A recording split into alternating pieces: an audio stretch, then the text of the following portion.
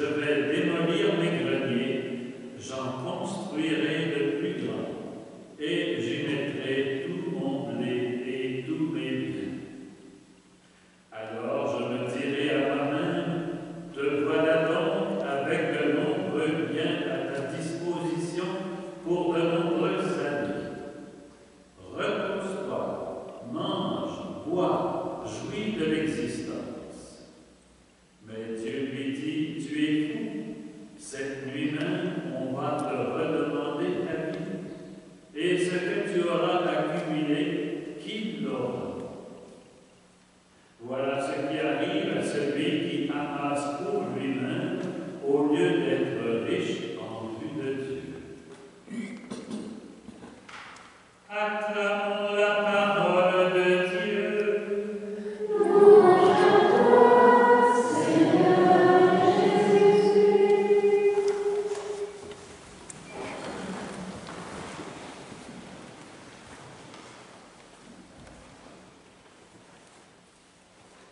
Frères et sœurs, en cette période de vacances ou de loisirs, les textes liturgiques nous proposent de réfléchir sur les biens matériels.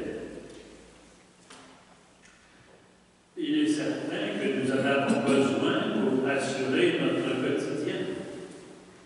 Mais le vrai problème à propos des biens est peut-être ailleurs. On se donne beaucoup de peine pour en accumuler. On fait preuve d'ingéniosité. On s'impose des fatigues qui ruinent parfois la santé, l'union des foyers, l'éducation des enfants.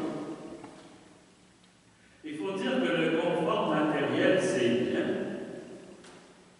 mais si notre vie n'est pas remplie d'amour, voyez l'homme riche d'aujourd'hui, sa récolte a bien rapporté. Alors il dit, bon, c'est pour moi l'occasion de partager. Non.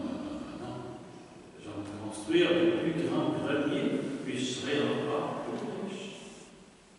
Autrement dit, si notre vie n'est pas remplie d'amour, de partage, de justice, même si on a beaucoup de biens, eh bien, il manque l'essentiel. Ne trouvez-vous pas? Dans une de ses homélies, le pape François nous disait que la cupidité est une idolâtrie.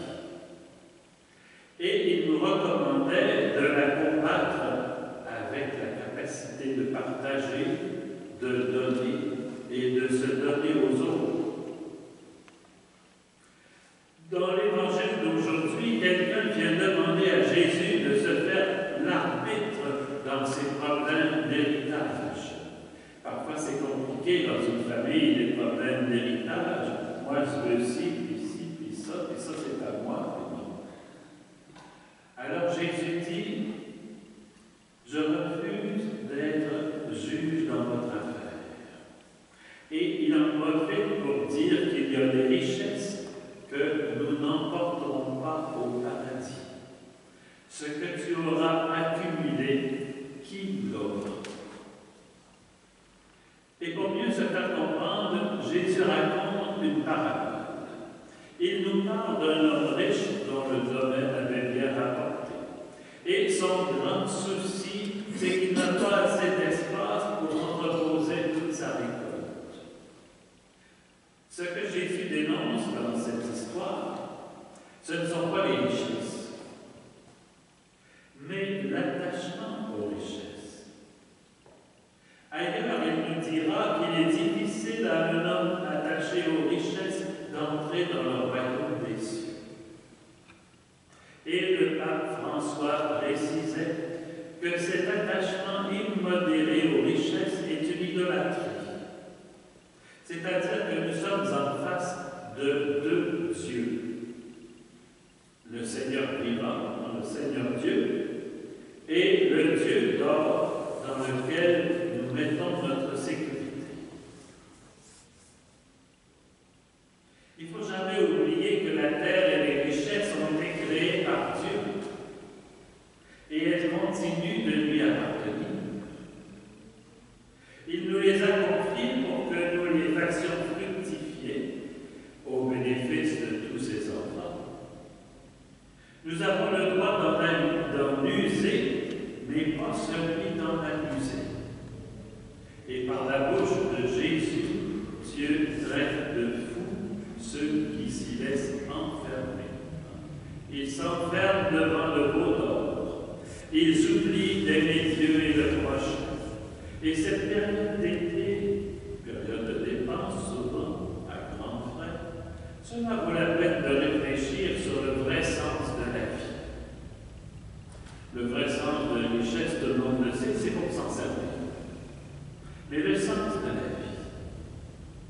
On sait bien que les richesses, petites ou grandes, risquent de nous empêcher de prendre l'Évangile au sérieux et même de péter en main. Que reste-t-il à l'homme de toute la peine et de tous les calculs pour lesquels il se fatigue sous le soleil, disait le poète. Pour Jésus, seul le bonheur qui dure, c'est la rencontre avec Dieu. C'est d'être riche en vue de Dieu. Eh bien, on peut dire déjà que nous sommes tous riches des richesses de Dieu. Nous sommes riches de sa joie, de son amour, de son pardon, de la vie. Ces richesses-là, on peut même les offrir aux autres. Et nous connaissons tous des hommes, des femmes et même des enfants qui ont donné le meilleur d'eux-mêmes pour aider les autres à profiter d'une vie meilleure. Comme disait Saint Jean de la Croix, ce qui fait la valeur d'une vie, c'est précisément notre amour de tous les jours pour ceux et celles qui nous entourent. Pour comprendre cela, possiblement que c'est vers la croix du Christ qu'il nous faut regarder, parce qu'il est celui qui s'est donné jusqu'au bout. Il nous a aimés comme on n'a jamais aimé, le chant de Maurice de Bessy. Lui-même, il nous a aimés jusqu'au bout. Et il nous recommande de nous aimer les uns les autres comme il nous a aimés, c'est-à-dire autant qu'il nous a aimés. Mais nous voyons bien que nous, pauvres pécheurs, nous sommes loin du monde. Pour aujourd'hui, l'important, c'est d'accueillir cet amour qui vient de Dieu. C'est une richesse qui nous invite à communiquer au monde. Et nous avons toute notre vie pour nous convertir. Cet évangile d'aujourd'hui, c'est une réponse à Coëlette qui était désabusé en vanité des vanités, etc. On peut se demander une bonne question. Qu'est-ce qui fait le prix d'un homme ou d'une femme? Je veux dire, le prix d'une personne. Les biens que nous amassons. Coëlette nous dit que tout cela, ce n'est que du vent. On se donne beaucoup de peine, puis un jour, il faut tout laisser.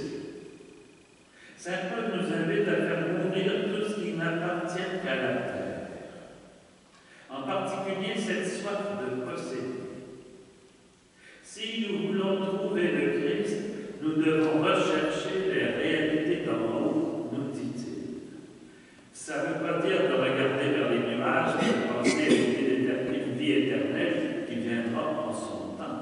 Ça veut dire d'avoir aujourd'hui une vie de courage, de partage, d'écoute, d'accueil, d'amitié. Ça s'appelle la justice, l'amour, la charité. On peut donner quantité de noms. Mais ce qui fait la valeur d'une vie, la valeur d'une personne, c'est ce qu'il fait de sa vie et non pas de ce qui la passe. Et on peut dire qu'au jour de notre baptême, nous avons été plongés dans cet océan d'amour qui est en Dieu, Père, Fils et Esprit Saint. Avec lui, plus rien ne peut être comme avant. C'est une vie entièrement renouvelée qui s'ouvre devant nous. Et Saint Paul va dire que l'homme accompli, c'est celui qui est conforme au Christ.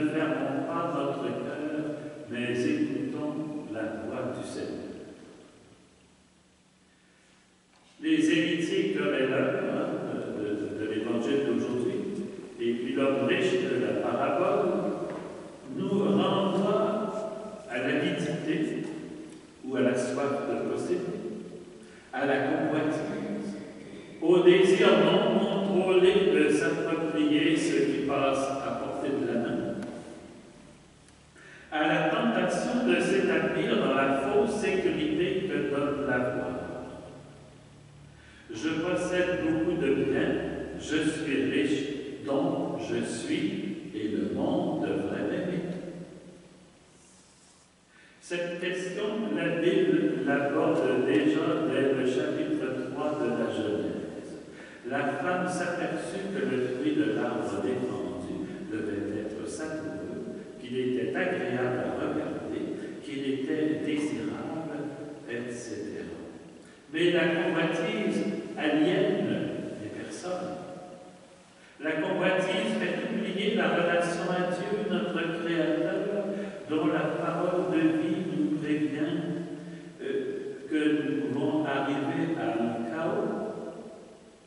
Pour le fruit de l'arbre qui était au milieu du jardin, Dieu a dit, vous n'en mangerez pas, vous n'y toucherez pas, sinon vous mourrez. Évidemment, c'était des paroles de sagesse qu'Adam et Ève ne peuvent pas comprendre tout de suite, ils n'étaient jamais allés à l'école. Ils apprenaient la vie.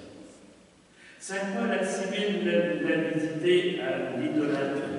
Donc le pape François ne se trompait pas. En sachant que pour le judaïsme, l'idolâtrie se définit entre autres comme la faculté de mettre le relatif à la place de l'absolu. Le pape Benoît XVI, quand il a commencé son pontificat, disait que le mal d'aujourd'hui, c'est qu'on vit dans le relatif. On oublie l'absolu. C'est-à-dire que toutes les idoles relatives coupent le croyant avec Dieu et lui fait oublier la richesse de l'être en relation avec Dieu et avec les autres, vite perçues comme des menaces. Si j'ai beaucoup de biens, il faut que je donne des assurances, et peut-être même des gardiens pour ne pas me faire voler. Dans l'épisode du veau d'or, qu'on lit au livre de l'Exode, il est dit que le peuple s'était fait de nombreux dieux en or. Une autre question. Quels sont les veaux d'or qui prennent la place de Dieu dans ma vie? Enfin, l'évangile d'aujourd'hui est une invitation à relire notre vie. Qui plaçons-nous en premier? Avons-nous des veaux d'or?